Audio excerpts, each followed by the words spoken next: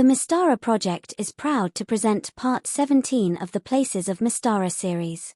In this video, we look at the Thracian County of Actius, which comprises the island of Actius and the town of Actius. Actius was introduced in the Dawn of the Emperor's Book 1, the Dungeon Master's Sourcebook, on page 8, in 1989. It appears to have been inspired by Actium, which was the famous site of the naval battle between Octavian and the combined fleets of Mark Antony and Cleopatra in 31 BC. The subtropical island of Actius is located 33 degrees north of the equator and 30 degrees west of the Sundsvall meridian. It is situated in the southeastern portion of the Sunlit Sea, in the northern Sea of Dread. The County of Actius incorporates the whole island, covering an area of about 250 square miles. It is located within the Empire of Actius, about 36 miles from the southern coast of the island of Actius, 24 miles west of the island of Sclaras, and 18 miles southwest of the island of Mystara. The port town of Actius is located on the northern shore of the island. Actius has a Mediterranean climate with dry summers and wet winters. Winter temperatures range from 46 to 64 degrees Fahrenheit. Spring and fall temperatures range from 64 to 79 degrees, and summers range from 68 degrees to 93 degrees. There is a prevailing moderate breeze from the west or southwest, across southern Actius. Occasional cold gusts are experienced from the continental sweep, which blows from the north-northwest over the Century Hills of Actius. The Dragon's Breath warm moist wind occasionally brings storms and humidity from the southern sea. Actius lies about 43 miles north of the intersection of the Great Southern Warm Current and the Great Northern Deepwater Cold Current. These waters are prone to fogs, rough seas and abundant fishing hauls. The island now called Actius was once probably part of the continent of Brune's coast. Being on the coast, it is possible that it wasn't totally under ice sheets like the lands immediately to the north, but could have offered a swampy coastal setting for lizardmen inhabitants. Sometime between BC 2100 and BC 1750, the Aquarendi aquatic elves discovered the Mediter elves in a coastal forest where southern Alfile is currently located. Delighted, they migrated north to inhabit the waters next to their land cousins. In BC 1750, great elemental forces caused a cataclysm that flooded southeastern Brune, creating the Sunlit Sea, Isles of Dread, and presumably the islands east of what is now Actius. Actius was one of these islands. It is unknown if the lizard men were completely wiped out, or continued to survive on the island with reduced numbers. The Nithians colonized Traders Isle around BC 1100, assuming Vanyar's Girdle is a man-made canal. They would have had to have sailed around Cape Actius to get there, possibly discovering Actius in the process. If not, they may have discovered the isle whilst colonizing Devania, via what is now Cape Actius, around BC 1000. The island's poor agricultural soil may have discouraged the Nithians from colonizing Actius. In BC 600, the Thracians arrived in southeast Brune, after fleeing Mylenian expansion in northeastern Devania. Over the next century they expanded their territories. A few Hattian fishers and herders may have settled Actius. After the collapse of the Nithian Empire in BC 500, Thracian pirates became an increasing nuisance on the trade routes between the western Sea of Dawn and the Sunlit Sea. Some settlements were sacked, possibly of the Alassians. The Thracians nostalgically refer to this period as the Days of Reaving. Between BC 192 and BC 190, the Alphatians ended Thracian piracy by conquering their territory, including the island of Actius. In BC 2, the Thracians rebelled and defeated the Alphatians in AC 0, creating the Thracian Empire, with Actius as an unimportant imperial territory. In AC 313, the Duchy of Actius rebelled against Emperor Alexian II of Thracis. The rebellion was crushed in AC 319. The Thracian adventurer, Sir Actios Octavius, played an important role in crushing the rebellion. He was rewarded with a small, poor island east of southern Actius as a barony. An astute man, Sir Actius used all his wealth from his adventuring career to construct a seaport town for his dominion to act as a provisioning stop for the passing sea trade. He named the barony, island and seaport after himself, Actius. Actius prospered from provisioning merchant ships until around AC 519. Vanyar's girdle was completed, creating a viable shipping lane north of Actius. Sea trade between the Sunlit Sea and the Western Sea of Dawn found the use of Vanyar's girdle less costly than rounding Cape Actius, even taking into consideration payment of the girdle's toll. Ships with 60 hull points or more are charged 10 GP for passage. As a result, Actius's prosperity declined. The Actians' naval activity inevitably brought them into conflict with an Aquarendi community, who had migrated to a reef in the deep harbour waters sometime after BC 1750. Fortunately, tensions were diffused when the Actian count was able to assist the Aquarendi against raiding sharkkin. The Aquarendi also noted the humans' immortal Proteus was similar to their chief immortal, the old elf of the sea. Relations blossomed, leading to the Aquarendi supporting the Actians, especially with sea magic in the construction of ships. Actius still provided provisions for local sea traffic of the eastern islands, but now pivoted, with the aquatic elves' help, into shipbuilding. In AC 949, Geraldin Octavius was born, heir to the County of Actius. Under the reign of Emperor Gabrionis V from AC 913 to AC 960, spending on the Phaeacian navy declined, to the point where it was significantly understrength. This adversely impacted Actius's economy. In AC 959, Alphatia invaded Thyatis for breaking a treaty, in a war that is now known as the Alphatian Spike. The understrength Phaeacian navy was no match for the Alphatians, who made a beeline for Thyatis city in AC 960. They successfully besieged the city, stormed the imperial palace and killed the imperial family. However, the gladiator, Thrankle Torsun, snatched victory from defeat by leading a chaotic band of gladiators and other heroes to defeat the Alphatians. In AC 967, Geraldin joined the imperial navy, training at Port Licinius. In AC 990, the Count of Actius was lost at sea. His son, Geraldin, resigned his commission in the imperial navy to rule the County of Actius. Although saddened, Geraldin rationalized that the sea immortal, Proteus, had claimed his father. Today, in AC 1000, the island of Actius has a population of 10,000, comprising 9,200 humans and 800 aquatic elves. The humans are mainly of Thyacian ethnicity, with a sizable proportion of Hattian Thyacians. 2,000 humans live outside Actius town, either on farms or small fishing villages. Fighters are the most common character class. Mostly lightly armed swashbuckler or marine types. Fighters can receive training by joining the local county navy, or travel to Port Licinius for the Imperial Navy, or by joining the Brotherhood of the Grey Lady.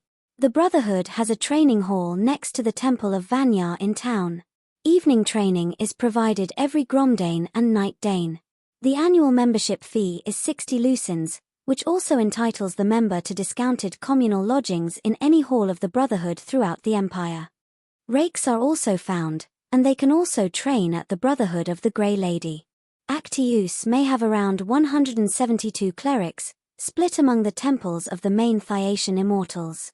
Proteus, patron of the oceans, seas, and seafarers, is well regarded among the Actians. Clerics of Proteus may be of any alignment, and are taught to swim and can move through the water at the same speed as on land. Additionally, they cannot drown unless restrained or unconscious. Many ship captains are clerics of Proteus. Vanyar is the most widely followed immortal of the Thyacians, as the patroness of war and conquerors. She is also known as the Grey Lady.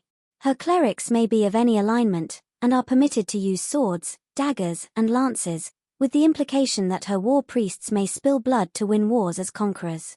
Some of her clerics join the militant wings of Vanyar. Itinerant wings of Vanyar travel around as preachers, adventurers, or join the imperial legions, as part of the medical corps century. The remainder are assigned members. Every temple of Vanyar will be guarded by at least one assigned member. Members of the wings of Vanyar tithe 25% of their earnings, instead of the usual 10%. In return, the temple provides assistance to the wings, like free advocates, payment of bail, free Spartan lodgings, and compensation if robbed.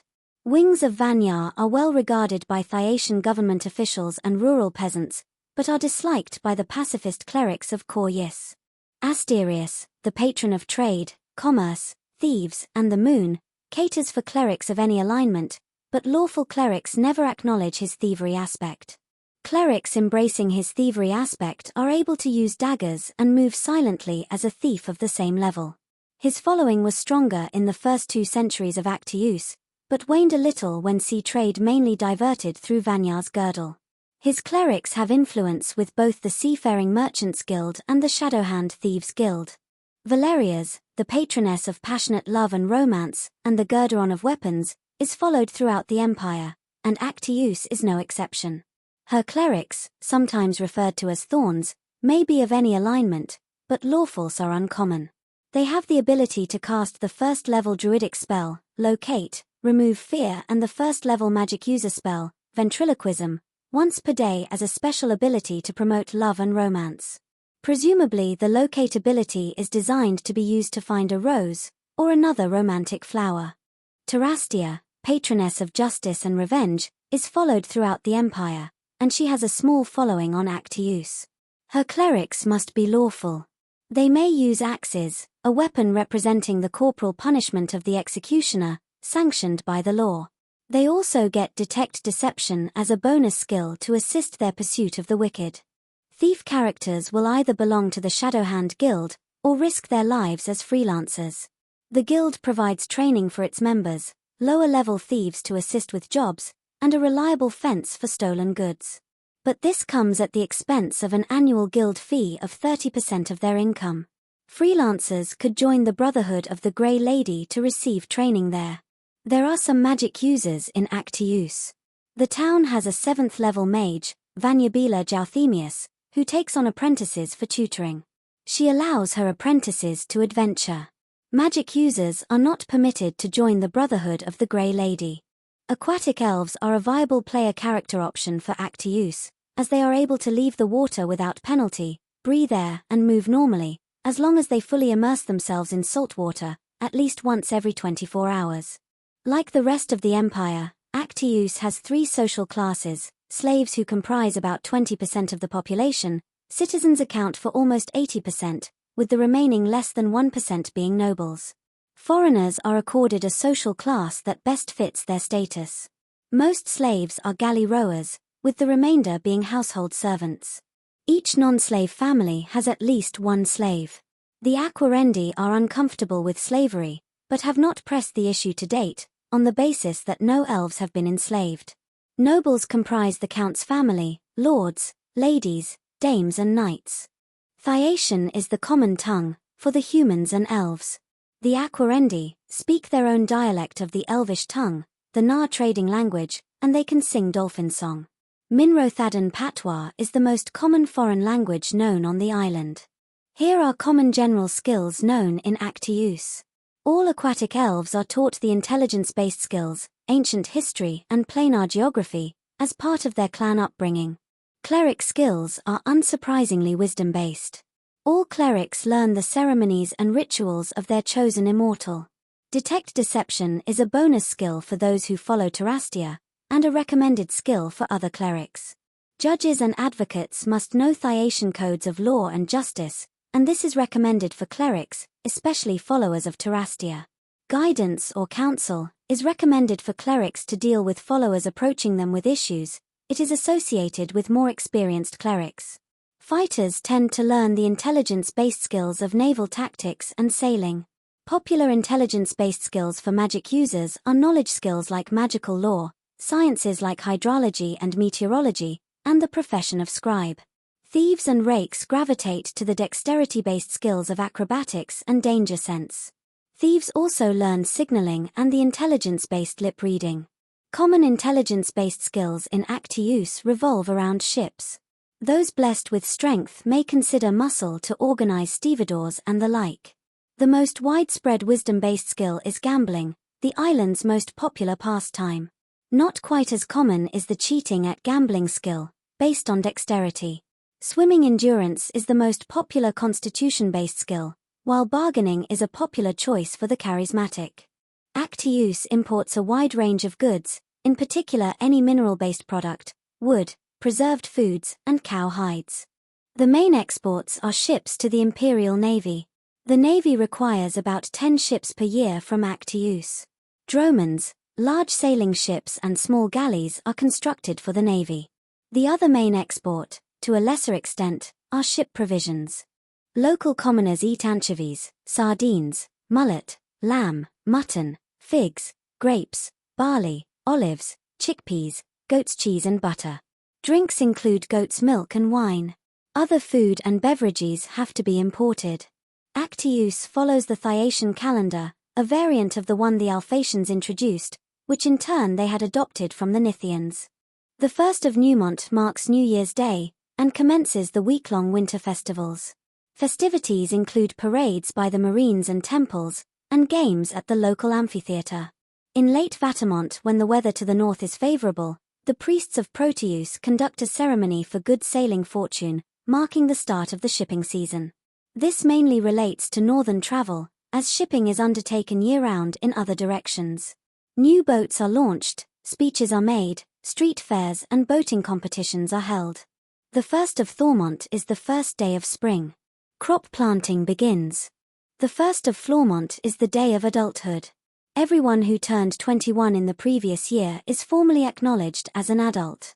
This usually involves over 100 new adults in Actius each year. Those who are wealthy enough take off to Mystara Island to experience the strange emotive mists there. The 22nd of Flormont is Emperor Thinkle's birthday. Gladiatorial games are held in the local amphitheatre. Midsummer is the day of Valerias involving marriages, betrothals, suitor duels, and trysts. The 8th of Swiftmont is Vanya's day, marking the day she fought off the Mylenian army to allow the Thyacians to escape Devania by sea. Gifts are exchanged and there is heavy feasting, either to celebrate a prosperous year, or if it was a bad year, to hope for next year's fortune. Only duels to the death may be fought on this day. The 22nd of Imont is Proteus's day, marking the end of the shipping season in the north. It is characterized by quiet observances and feasts. The footmen's games are held from the 15th to the 21st of Caldmont. The games involve non-cavalry tourneys, duels, fairs, and bazaars where weapon makers and armorers showcase their wares. Actians, like other Thyacians, have important age milestones for their children. At age 7, wealthy families arrange for their children to be educated, either locally or abroad to more highly regarded schools. Commoner children are apprenticed. At 14, some children run away from home, noble children may become squires to a knight, apprentices become journeymen or cabin boys, noble girls are betrothed. Girls usually marry aged 17. At 18, non-slaves and non-nobles become citizens, gaining the right to vote in senatorial elections and join the armed forces. Noble boys are betrothed. At age 21, Thyacians are considered adults, free from their parents' authority. Many men get married at this time. Now we shall hear some opinions of Actius. Zeneca Daphnovin runs Ho Argyros Etos Taverna in Thyatis city. Anthemius Canmabin is a sailor based in Port Lusinius. Alatien Jaudelphus is a local Actian shipwright. And the local aquatic elf warrior, Lothanella. The Actians are obsessed with sailing and ships. I suppose there is not much else to do. Here they have anchovy breath. From what I am told, Actius is just a small flat windy island with nothing special to see. It has a big port with shipyards. Oh, you want to get rich and famous? Apparently you can get water-breathing potions there to explore under the sea. Must be some treasure in wrecks down there somewhere? Don't go there if you get sick, because you'll be doing a lot of sailing. The Actians know how to build ships and aren't bad sailors, but Lusinias, the shield of the East, has the best sailors in the empire. But they love their gambling, always on luxury. They also duty some sea elves with green hair and webbed hands and feet. The land you say? Not too much to see, but the beaches aren't bad, if you're looking for a slower pace. The town has lots of halls and tavernas with gambling. They have a nice deep harbor and big shipyards. Ho! If I knew how to get rich and famous, I would have done it myself. Get good at gambling, I guess. My hot tip is to check with them sea elves, they're bound to have some secrets. We Actians are very hardworking and enterprising, apart from this deep harbor, We aren't blessed with natural resources and have to rely on attracting foreign coin one way or another. But we play hard too. Would you like to have a wager the golden dice hole later? The soil isn't great for agriculture, but the farmers make do with olives, grapes and chickpeas. The town features the docks, the shipyards, the castle, and the temple of Proteus. But it's to dice row that we all head at night. You want to know a hot tip? There are some demons flying around the countryside. I would stay away from them until you're more experienced. Even though humans nearly destroyed Mystara, the Actians have shown they respect the sea and have helped us against Sharkin raids. There's no real forest on the island, so we prefer the beauty of our coral reef in the harbor. The more adventurous among us regularly visit the town, to trade, and to provide advice on maritime subjects. But there is a bit of an edge to it, that human influence of militarism and seediness that makes us uncomfortable, so only the really adventurous stay at night, or when there are military parades, gladiatorial games, or duels. Oh, sorry, but we are not interested in wealth or fame. I can tell you that under the sea is much more interesting than the island. Perhaps we could trade some water-breathing potions with you? Unsurprisingly, most travel occurs via boats. Actius is not on the main international sea trade route. Instead, it is on the local shipping lane that connects the Thyacian Islands, running from Cape Actius to the port of Tel Akbir. Overland travel is relatively easy, however, as the terrain is mainly flat and clear. No imperial troops or ships are posted in Actius, which is surprising, given the importance of the shipbuilding facilities to the navy. Part of the Imperial First Fleet, stationed at Port Lusinius, patrols the waters east of Actius, including Actius. The Count maintains a small standing force of 195 marines. About 50 marines are on duty throughout the town at any given time, and there are 3 shifts per day. The navy comprises a droman flagship, 2 large sailing ships and a small galley. The Count acts as the admiral. Each ship has a 4th-level fighter captain and a 2nd-level fighter navigator. The navy employs 80 non-combatant sailors and 360 galley rower slaves. Actius was not assigned a port class in Gaz 9, the Minrathad guilds. Weighing up the amount of funds the Actian rulers have invested in the port versus its location on a secondary trade route, a port classification of D seems appropriate. It has an estimated capacity of 1,301 hull points, which would be sufficient for about 8 warships. It has a larger than usual dock size of 150 hull points to accommodate average large sailing ships. As Actius is reliant on the import of goods and does not have local industries that are very vulnerable to competition, its usual custom duties are relatively low, at 2%. The port entrance fee is 10 lucins. Docking in the harbour costs 3 asterii per 10 hull points per day. Mooring in the harbour costs 5 lucins per day. Dry dock facilities cost 10 lucins per day per 10 hull points. Criminal suspects are arrested if there is believed to be sufficient evidence against them. They are usually tried within a week of their arrest. However, if they are able to afford a good advocate, the judge may agree to postpone the trial for perhaps a fortnight. If a good reason can be put forward, the trial may be extended for a longer period. Should the accused be found guilty, the severity of the crime and the intent of the criminal are determined to select an appropriate sentence.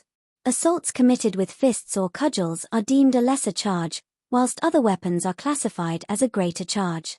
Similarly, theft or property damage is separated between the 2 charge categories, of petty and grand, at the 100 lucin value mark.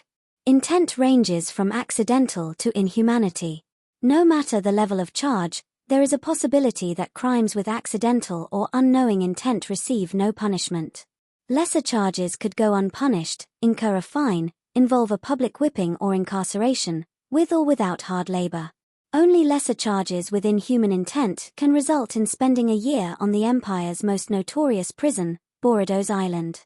Greater charges can result in the same punishment methods as lesser charges, except they are more severe. There are no whippings, nobles may have their titles stripped, the death penalty is an option for self-interested or unsociable intent or worse, anyone can be made to a slave, and properties can be impounded. For a greater charge of inhuman intent, the offender's properties are impounded, they are stripped to slave status and then executed. Unscrupulous emperors have used greater charges with some of the more repulsive intents to not only be rid of enemies, but also to gain their assets, including dominions. Temporary madness is sometimes claimed as an intent, if the actual intent was worse. To counter this, court clerics have a knowledge skill in assessing madness or insanity.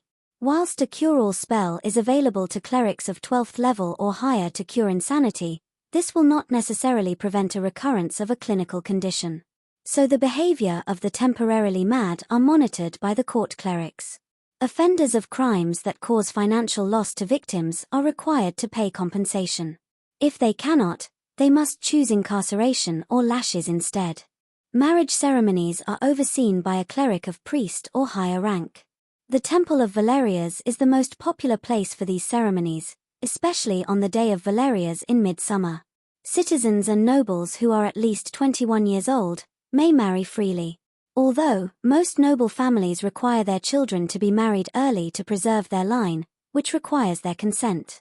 Noble parents often arrange for their daughters to be betrothed at 14 and married at 17, and for their sons to be betrothed at 18.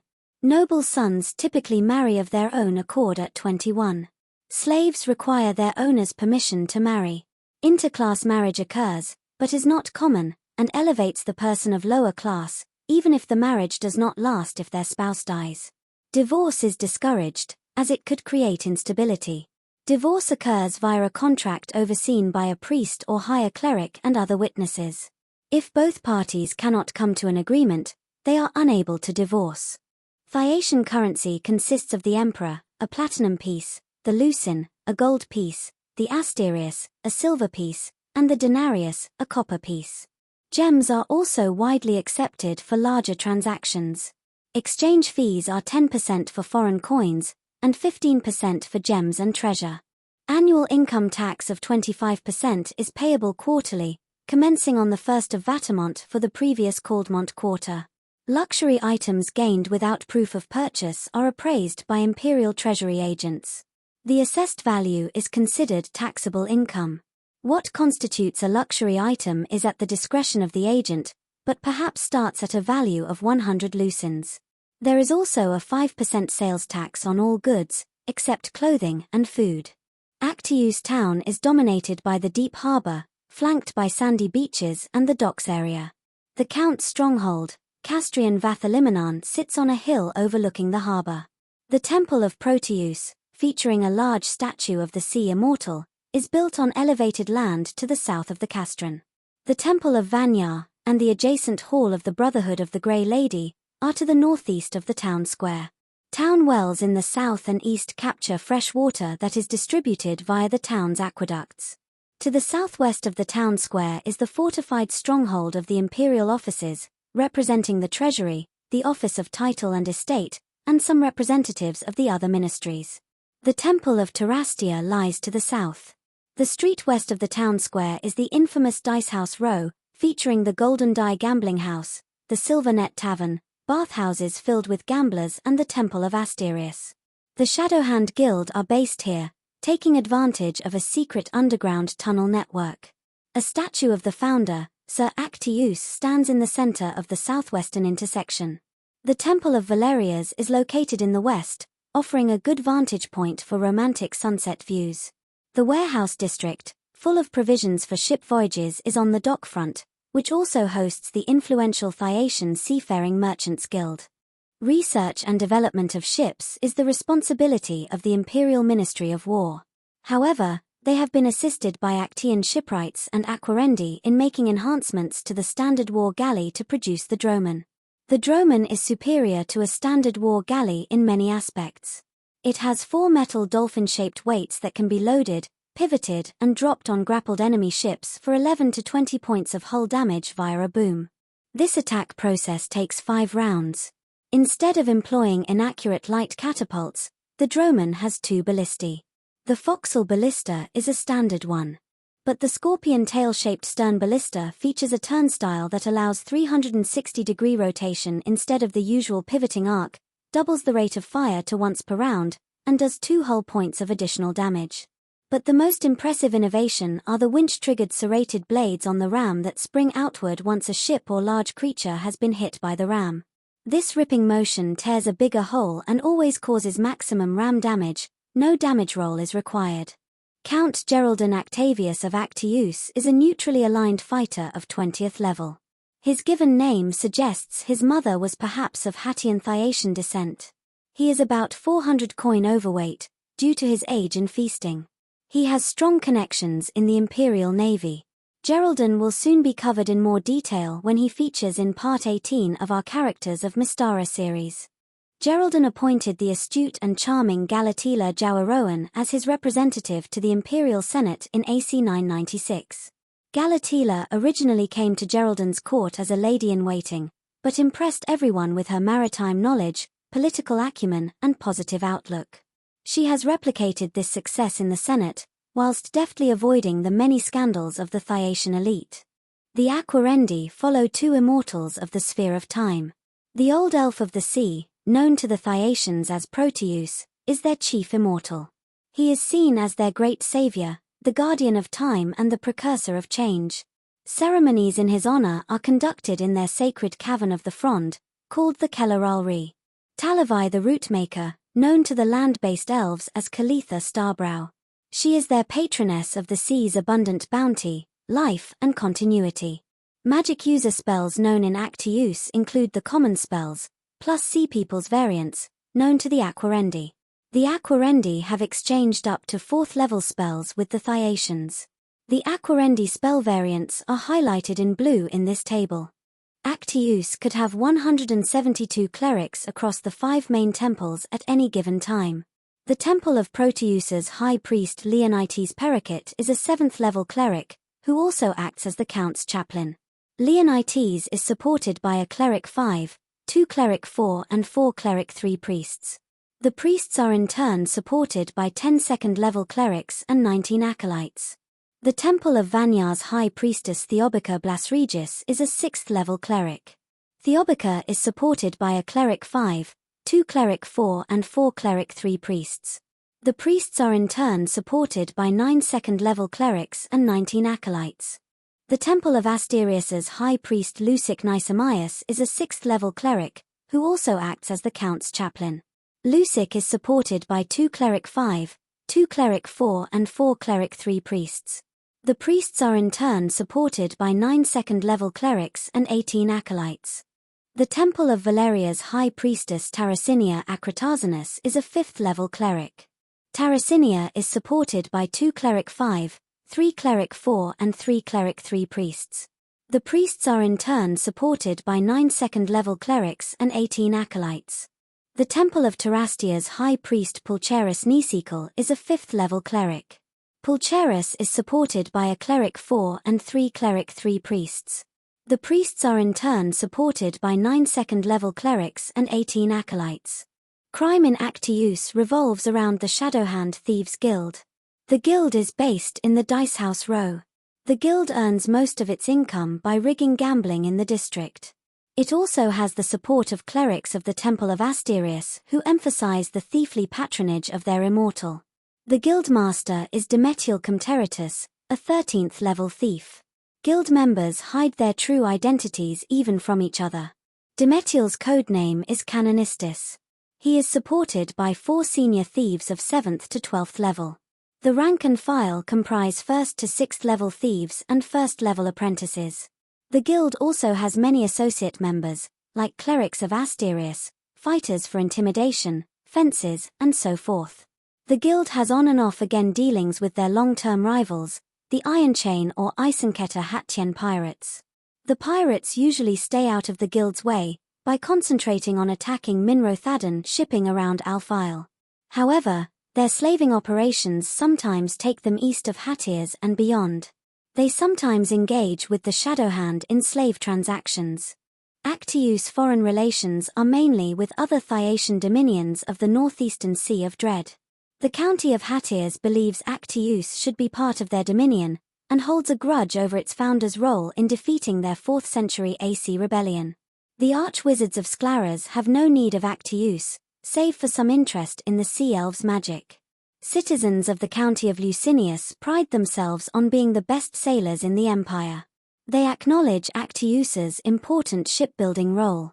Sharkkin tribes from the southern terrace's edge of the sunlit sea raid the Aquarendi and their dolphins. Actius supports Minrothadan neutrality, allowing continued supply of timber from the Alphile elves. As Thyacians, the Alphatian Empire is considered their biggest enemy.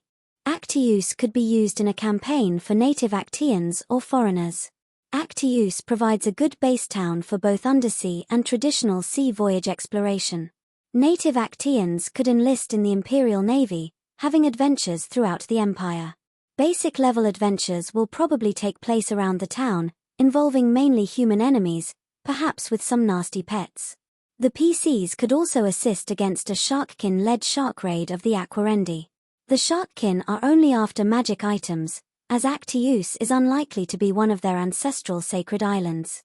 Once the characters have magical weapons, they might try to rid the island of gargoyles that have escaped from the island of Sclaras. Lower expert adventuring is likely to focus on maritime exploration. A map found in a treasure can lead to the published adventure X1, Isle of Dread. Then the talk of the town could be how ships are being plagued by shipsbane to the east. The local branch of the Seafaring Merchants Guild offers a reward to deal with the problem, which leads to the published adventure X8, Drums on Fire Mountain. Then one of the Aquarendi could contact the PCs, telling them that their Alphile brethren need assistance in dealing with attacks on shipping. This leads to the published adventure X7, The War Rafts of Kron. An abysmal invasion of undead, weresharks and devilfish could spread to Actius. Pirates could attack from the south, possibly Earendian privateers, trying to damage the shipyards as well as loot. For companion-level characters who wish to settle down in Actius, there isn't as much scope as other places. Clerics are likely to be the patriarch or matriarch of the local temple.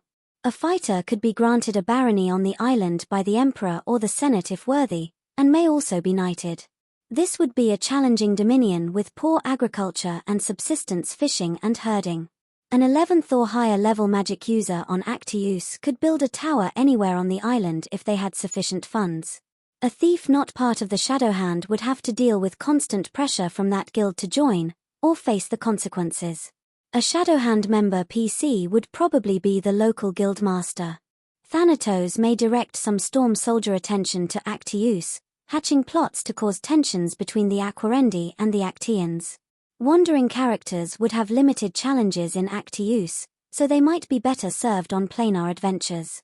Fighters who decide to become paladins are likely to gravitate to the Temple of Terrastia, whilst knights suit the Temple of Vanyar. The future history of Actius is likely to be influenced by the wrath of the Immortals' War, in particular the Alphatian-Thyacian War. The Immortals split with Vanyar sacrificing Thyatis against a rampant Alphatian war machine, Valeria's opposing Thyatis by using romance and decadence to weaken Thyacian military personnel. Asterius supports Thyatis, mainly through sabotaging Alphatia. Proteus is predictably neutral. Terrastia apparently keeps a low profile, but she would probably support her hierarchic Xion against his disobedient subordinate, Rad. This would conflict with her role as patroness of Thyacian law and justice. The Wrath of the Immortals campaign structure would suit a Thyacian imperial naval-based campaign. Masters-level characters could undertake dangerous missions against high-level magic users of the islands of the Sea of Dread. The Temple of Valeria's could ask them to steal the Censer of the Mists from Duchess Triella of Mosetius. The PCs could decide to go to Sclaras to try to stop the gargoyle problem, or to deal with an evil magic user. The imperial government could ask the PCs to undertake the dangerous mission of infiltrating Honor Island in Earendi, to discover information on how they make their fire ships. Each of the 4 non-entropic paths of immortality are available in Actius through immortal sponsors. Time through Proteus or Vanyar, matter via Valeria's, energy via Terrastia, and thought through Asterius. This concludes our look at the island, town and county of Actius.